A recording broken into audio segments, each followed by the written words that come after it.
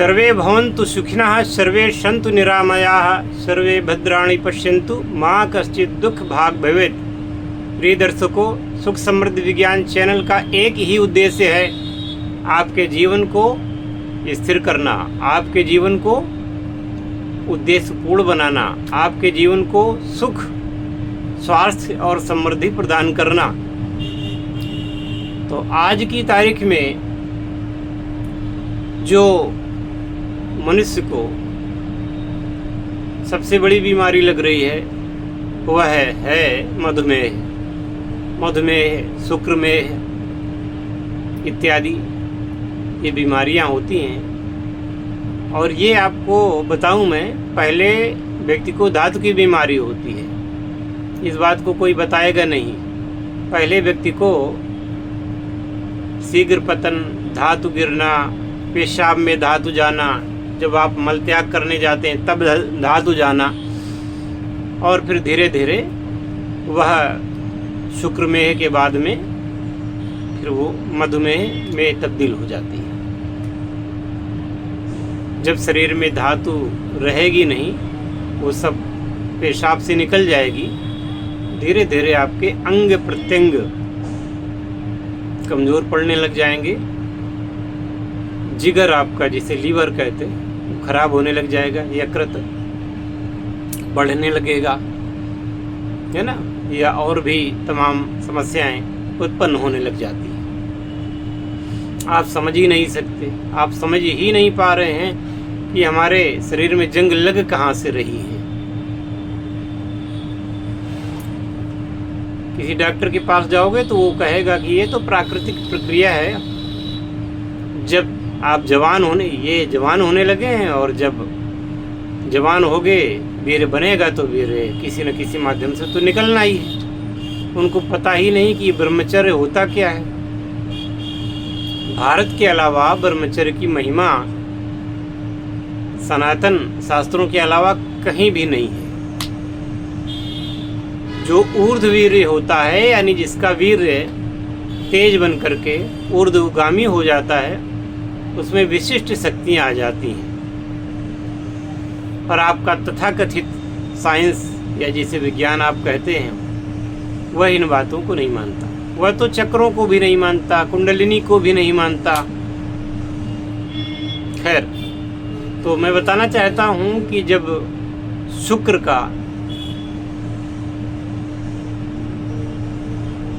अति जो पात होता है, वीर्यपात अधिक होता है, तो धीरे धीरे, इसको धातु क्यों कहते हैं? कोई यहाँ पे धातु है क्या? कोई मेटल थोड़े। उसको धातु वीर को इसीलिए कहते हैं क्योंकि वो शरीर को वज्र जैसा रखता है और कोई कमी नहीं आने देता। सप्त धातुएं शरीर में पाई जाती हैं, और ये सर्वोत्तम धातु सबसे बाद में जो तैयार होता है वो वीर्य होता है। और इस पर ध्यान नहीं दिया तो आगे फिर जो है सारे अंग प्रत्यंग कमजोर हो करके शरीर को बेकार कर देंगे। बाल पकने लग जाएंगे, चेहरे में से जो कांति होती है, लावण्य होता है, वो नष्ट हो जाता है, शरीर कांतिहीन हो जाता है। कभी आप देखते होंगे ना, किसी किसी के शरीर को देखते हैं तो बड़ा ही सुंदर लगता है। वो रंग से नहीं, कलर पर मत जाइए, वो काला हो, गोरा हो, कैसा भी हो, गेहुआ भी हो, कैसा भी हो, फिर भी अगर उसके अंदर ब्रह्मचर्य की ताकत है तो वह व्यक्ति देखने सुनने में सुंदर लगता है। उसके रंग से उसका कोई संबंध नहीं। कितने लोग इस बात को मानते हैं। और बहुत सारे लोग ऐसे होते हैं जो एकदम गोरे चिट्टे हैं और हर प्रकार से सही हैं, लेकिन उनको देख करके उनके प्रति आकर्षण कोई महसूस नहीं करता। क्यों? कारण यही है, वीर रक्षा से शरीर की कांति, तेज, ओज, बल, बुद्धि सब कुछ बढ़ता है। तो अब प्रथम तो वीर की रक्षा की जाए, और वीर की रक्षा करने के लिए मन को साधना है, शिव संकल्प होते हैं, उन शिव संकल्पों का सहारा लें। कुछ श्लोक हैं वेद के, वह पढ़ें और उनके माध्यम से जब वो आप पढ़ेंगे उनको श्लोकों को, वो मंत्रवत होते हैं और वो काम भी करते हैं।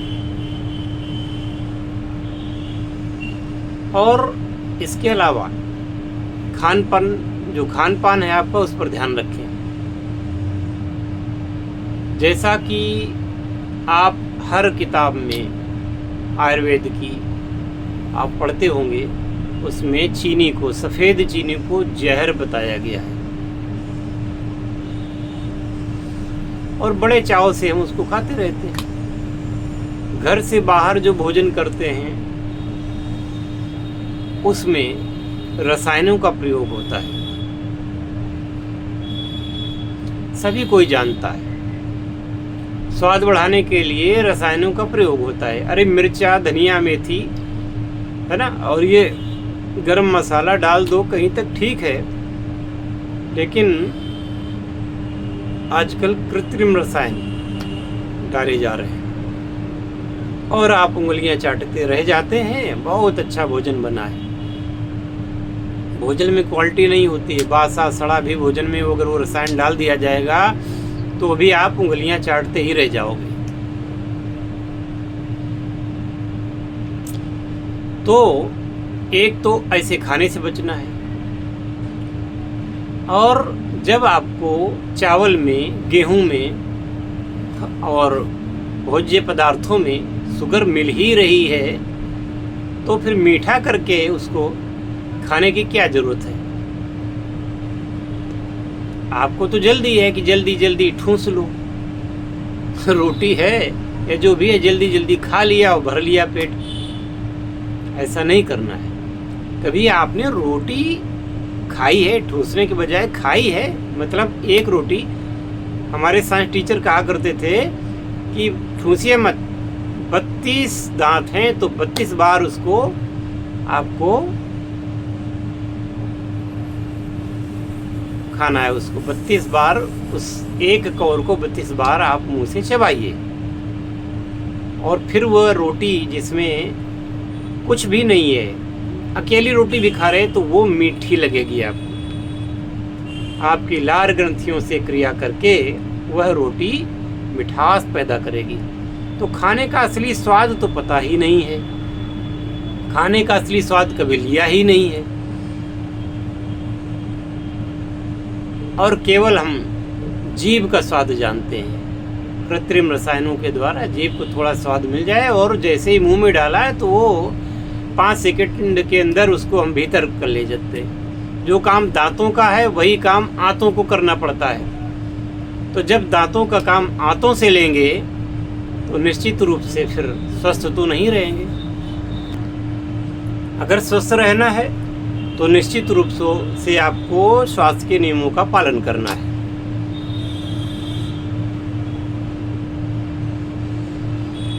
इसके लिए क्रमशः वीडियोज में हम बताते रहेंगे कि आपकी आहारचर्या, ऋतुचर्या और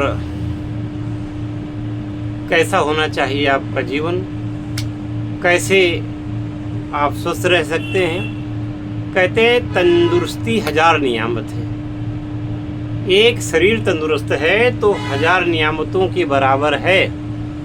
आपके पास बहुत धन है, संपत्ति है, सैकड़ों नौकर चाकर हैं, लेकिन आपको मना है कि आप केवल चावल का माड़ पिएंगे, है ना, और बस मोटे आटे की रोटी खाएंगे।